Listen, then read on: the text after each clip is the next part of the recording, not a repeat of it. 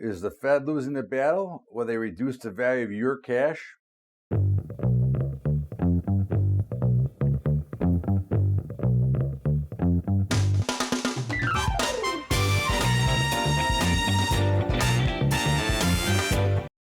What's up, everybody? Welcome aboard. It is Bubba's Bottom Line. It is Sunday, November the 18th or 17th? What the hell? November 17th. What's up, everybody? It's a wild time out there. We've got a lot of things going on, and the market's continuing to make new highs because right now, that is as they say, that is the only game in town, and they continue to do so in the face of everything that's out there. And again, look, we're not going to tell them they shouldn't make new highs. Remember, we don't fight the market. We don't fight the tape. We just follow along and sing a song, and we'll just continue to participate the way we have. But in the meantime, the Fed seems to be losing their battle against the dollar destruction, which continues to take capital out of our own pockets as they continue to offer secondaries on cash. It's the central banking system and the Federal Reserve. What a joke! As they continue to their destruction, trying to reduce value of dollars, and of course they're losing because the dollar just won't go down because every other central bank around the globe continues to lower the devalue their dollars. So again, it's a race to zero, which is just a race to make it harder for you and harder for me because our dollars go a lot less. So they can talk about the lack of inflation. They can talk about all the things they want. At the end of the day, I'm paying more for goods. I'm paying more for services. I'm paying more for everything. Yet they tell me there's no inflation. Again, we'll see how this eventually works out. But as we have said, and we will continue to stand by, when the collapse comes, and it will. Okay, again, look, because that's just the nature of markets. Okay, again, at some point, then the collapse will come, and we'll rally back from there. But at that point, I assure you that the Fed will be involved, and it will be their lack of foresight, it'll be their lack of common sense that will be part of the reasons why we fall apart when we do. Okay, because again, if they would let the markets just play, if they would let the markets just be free, okay, we would certainly see what's going on here. And I think a lot of these recessions that we've had, and I think even the recession that we're starting right now, would resolve themselves a lot faster if the Fed would keep their way out of it.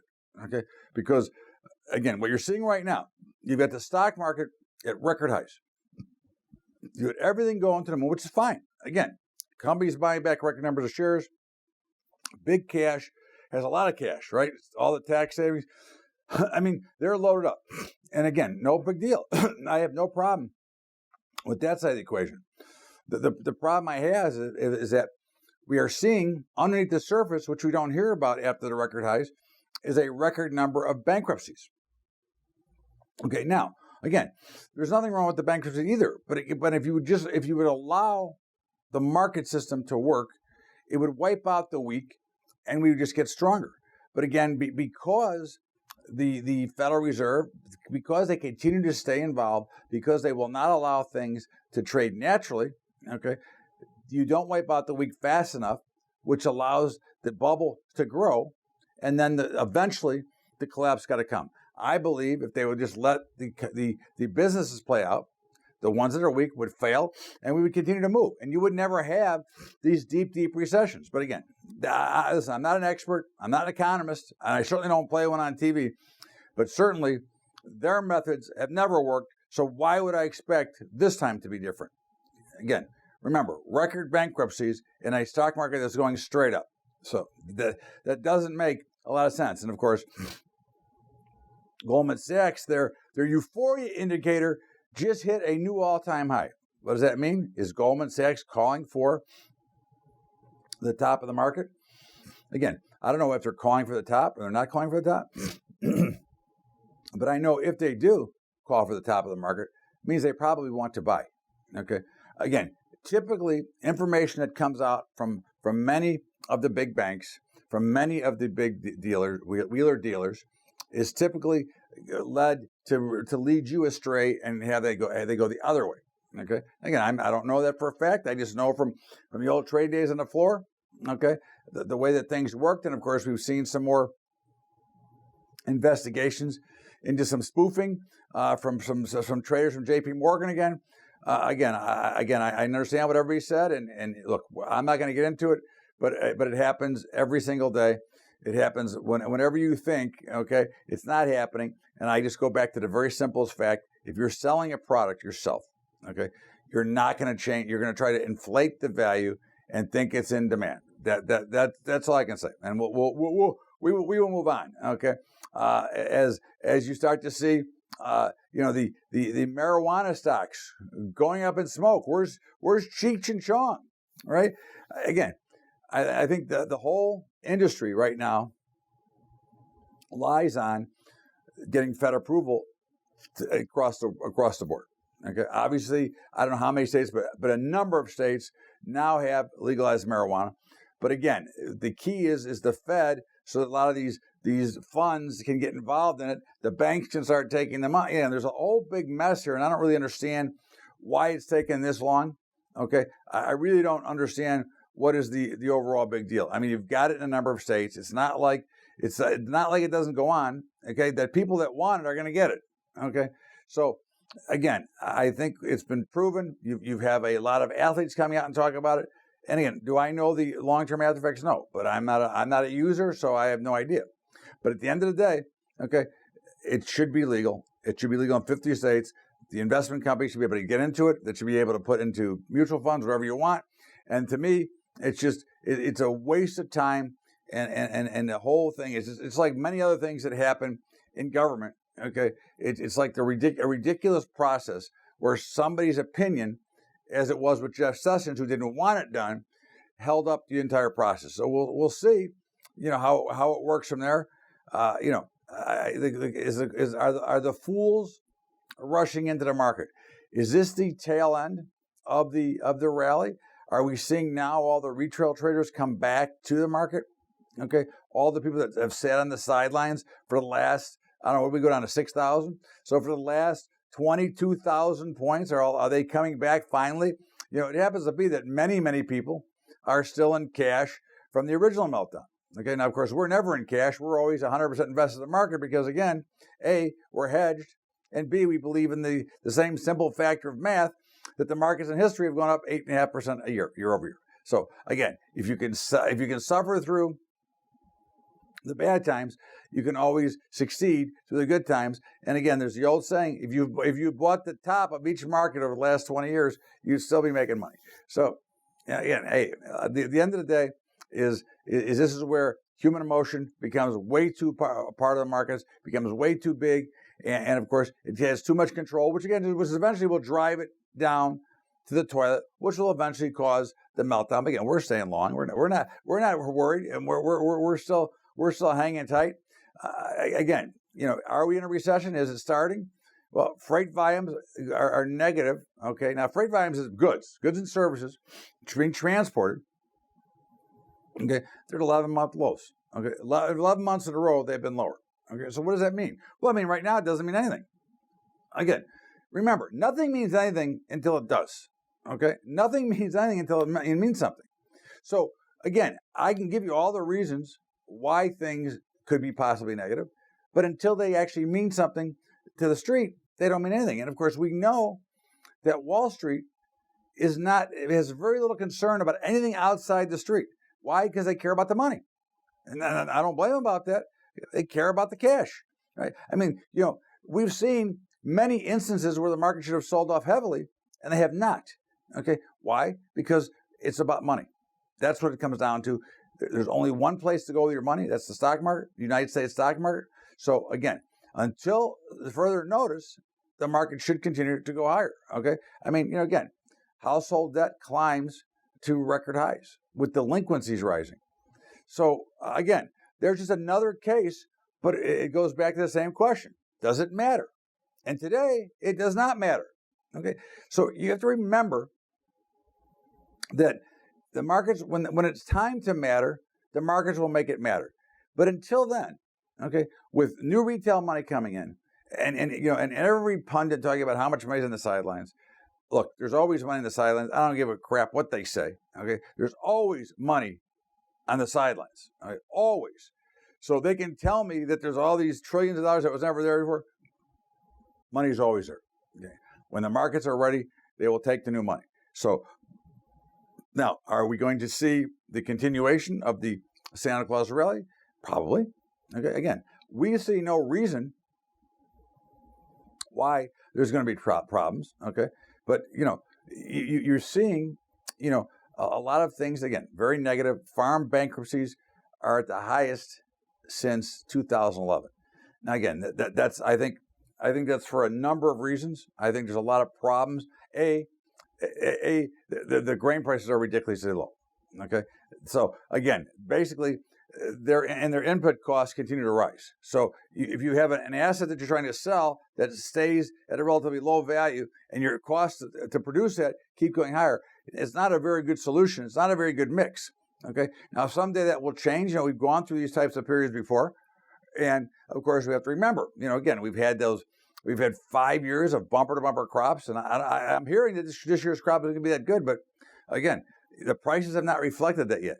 So between the trade wars, which again I don't think is the biggest cause of this, you've got no nation, nobody who produces soybeans, corn, and wheat until one Australia, but until nobody's had issues in 5 years.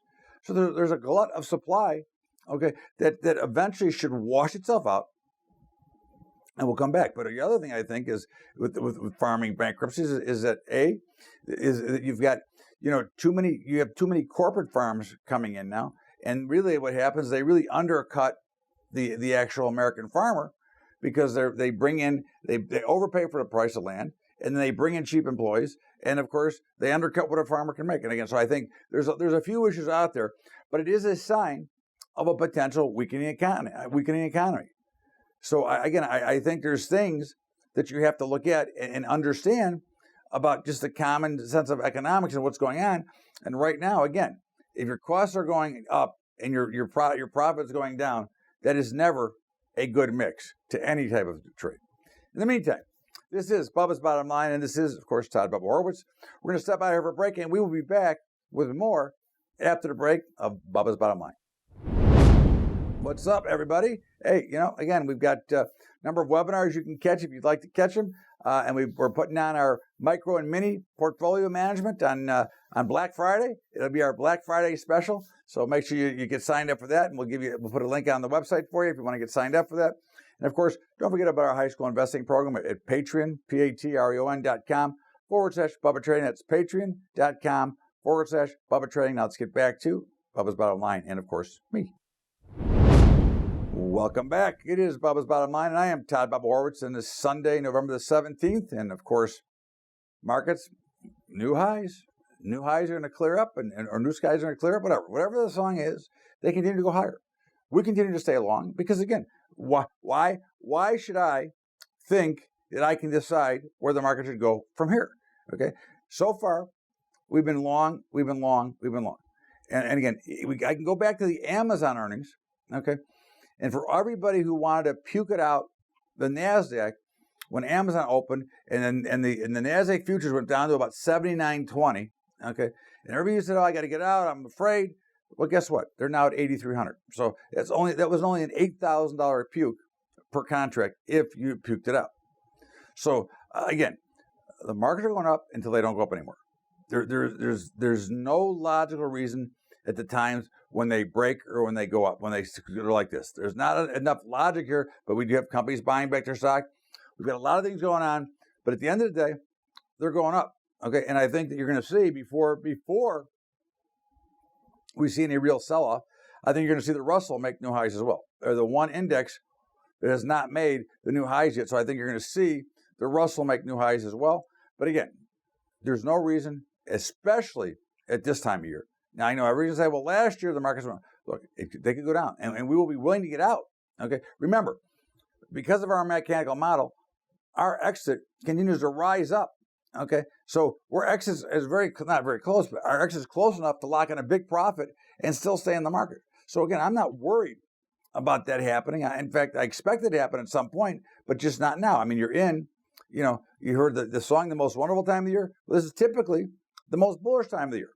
Yes, we've had a couple anomalies, but if you go back just this year and look, you've seen the two worst months of the year are typically February and September. Both are higher this year. So again, you've got a market that's probably going to finish up 22 to 25%.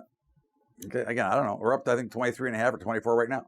So again, I don't see any reason to doubt what's happening. I think it continues to go higher, and I think there's nothing you can do about it. Okay, you can't guess it. You can't try to figure it out. Just let them go, and hopefully you're participating with us in our long. Gold, everybody wants to make a case for gold to go back up. Now, I'm not saying it's not going to go back up. Okay, I'm just saying that right now I see it's going lower. I'm shorted, okay? And it's not because I'm shorted that I think it's going lower, because I would tell you if I was going to reverse it.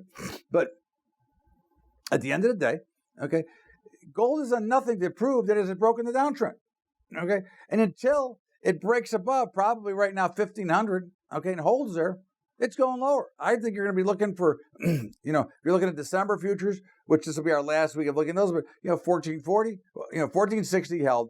Then I think you break through there, 1440, 1420, 1400. Okay. Now again, I don't know how fast it's going to get there, and it may not. It may indeed at some point reverse. But don't try to go back and say, well, somebody sent me an email saying, well, gold was $30 during the Depression. Okay. And I go, okay, great. So gold was $30 during the Depression. The stock market was was it 100? Okay. So now gold is 1,400. The stock market is 28,000. Tell me which one was a better investment. Okay. Again, we seem to forget that the stock market has been the greatest investment in history, okay? Because again, just the way that the values go higher. Look, we can make any reason we want why not to be in. And I'm an owner of gold, so I'm not telling you not to buy gold.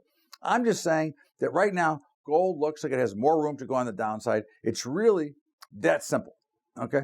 And when it changes, we'll change. We were long gold all the way up. So again, I'm not trying to tell you that, listen, I'm not like a perma-bear in gold. I'm just telling you that right now, it looks like it wants to go lower. So don't look for reasons. Somebody sent me about Fibonacci retracements and all this crap. Again, you can make any case you want. I got one simple one. We're short. The mechanical method, the algorithms we use are short, and we'll stay short. On the other hand, oil, okay, has been moving higher, and it's continued to try to bust that 58 level. And I don't know how the Saudi Aramco deal is going to be priced or was priced today. And I think it's at 1.7 trillion. I don't know if that's going to be a positive or a negative for the markets. In the meantime, we are long oil. I'm never happy about it, but I'm long it. Okay. And again, obviously, I'm hoping it breaks higher. And again, I still believe that the next big move will be down here as well, as I believe in the markets. But it could go to 60, could go to 61. I mean, again, there's no telling how high a market can go. And I think those who try to tell you, that it's going to go X amount to this level are full of crap.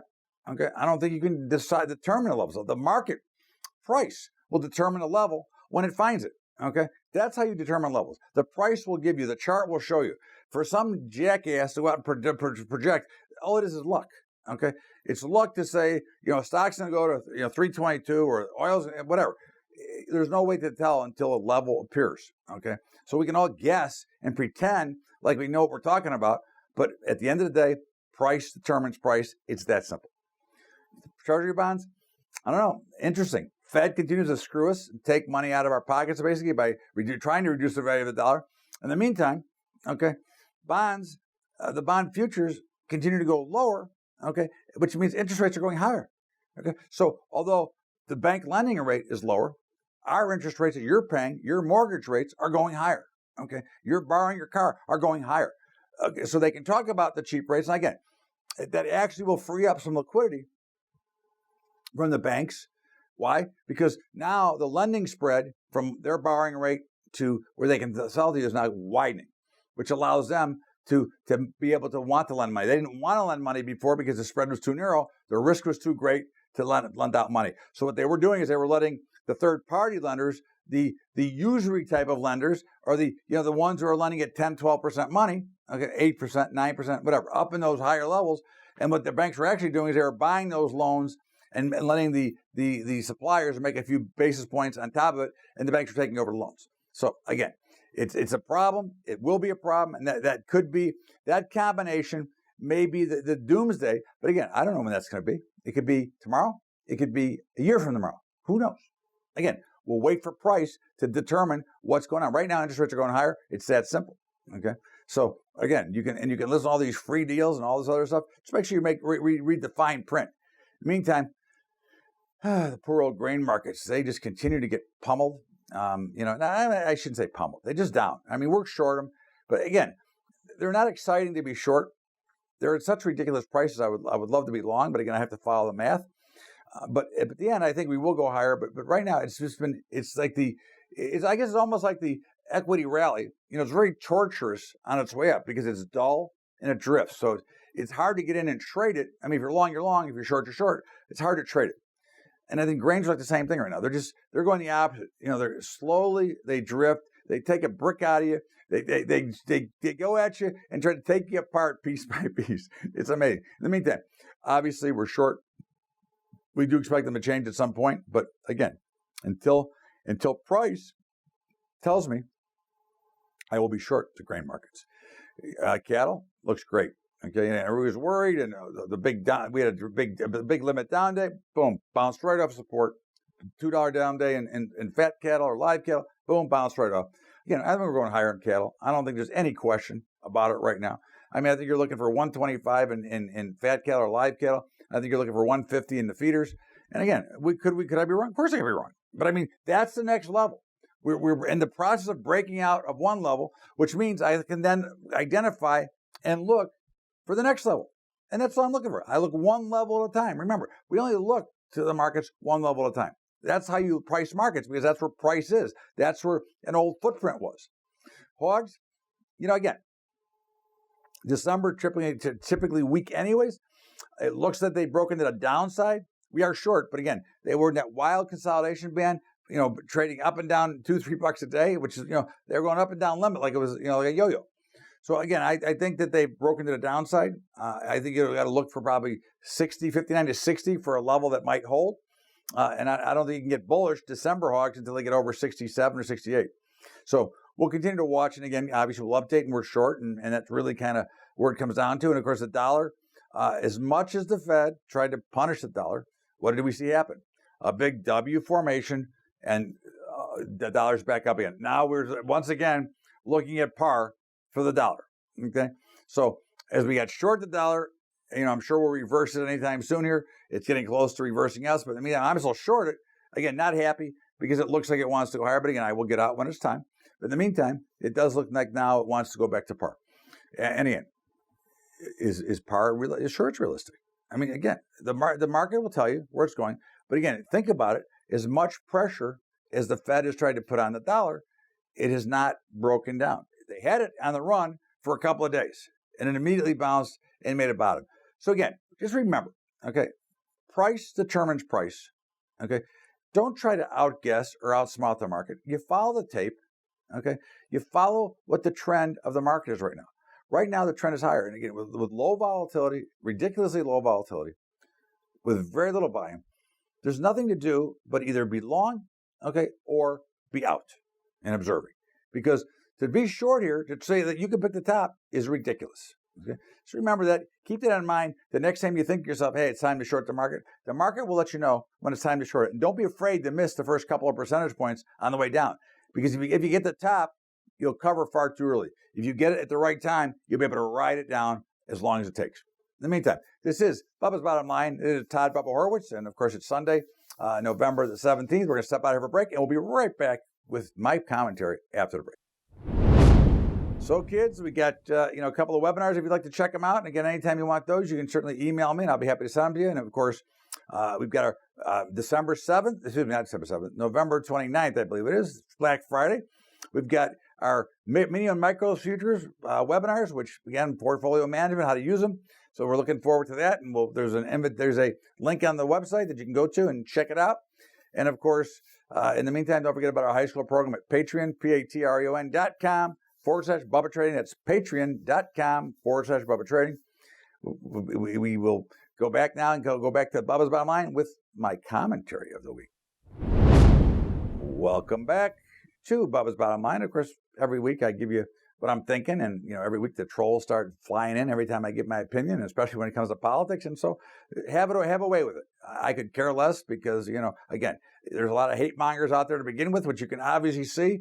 And again, I think this impeachment is the biggest joke in history. Again, whether he did something wrong or he didn't do something wrong, again, I don't understand where they're coming with. And so far, there has not been one witness to confirm anything of anything wrong. And again, I'm not saying that he did not do anything wrong. I don't really think I'm defending it. I'm just saying to you that it's the dumbest thing I've ever seen. And the left is so far left that they get about 3 parties with inside themselves. You know, it used to be that both parties were very much near center. Okay, and the only difference was the values of some of the personal things they do, which is why I'm a libertarian altogether, because, again, I think that you should be fiscally responsible and socially you can do what you want, right? In the meantime, here we have they're trying to raise taxes, take away our money, at the same time not do anything, okay? They haven't even voted on USMCA, and some people say it's no good. I don't know. Listen, I don't care. From what I understand, it's good. From the people that I talk to, they tell me it's good. Okay. Again, if it is, it is. If it's not, it's not. I don't care. Okay. But I would like to see the House of Representatives get off their ass and do something other than worry about impeachment. You want him out, get him voted out. But of course, they can't get him voted out, and he's going to win next time too. Even if it's an impeachment, he's going to win. Okay. Because he's not going to get impeached by the Senate. But of course, let them continue to waste our time and our money with all this stupid TV coverage, okay, and with all this news coverage over nothing, and nothing's going to happen. So just think about it. You're paying for it. You are paying for it. Whether you're on the left or the right, you're paying for this ignorance that's going on the Hill right now, okay? It couldn't be much dumber than anything else I've ever seen. So in the meantime, trolls, send your way. I don't care. I don't give a rat's ass, okay? To you, I give you the okay, if you want to troll it, great. Have a great day. In the meantime, this is Bubba's Bottom Line, and of course, this is Todd Bubba Horowitz. Football. We got football tonight, and of course, how'd you like those Cleveland Browns, eh? Terrible thing that Myles Garrett did. That was brutal. Okay, he should be suspended for life. But in the meantime, tonight you got a crappy game, right? You got the Bears against the Rams. 2 crappy teams. Okay, the Chicago Bears, one of the worst franchises in history. Again, I don't think you can do anything but take the pizza and beer play on the Chicago Bears. Okay. Again, I don't see anything the Rams have done nothing. I think the Patriots in the Super Bowl destroyed the Rams. I think you take the Bears for pizza and beer. Nothing too exciting. In the meantime, this is Bubba's Bottom Line. Have a great weekend, everybody. As always, I thank you for being a part of the show, and we will see you back here tomorrow with Bubba's Daily Update, and of course, every Sunday with Bubba's Bottom Line.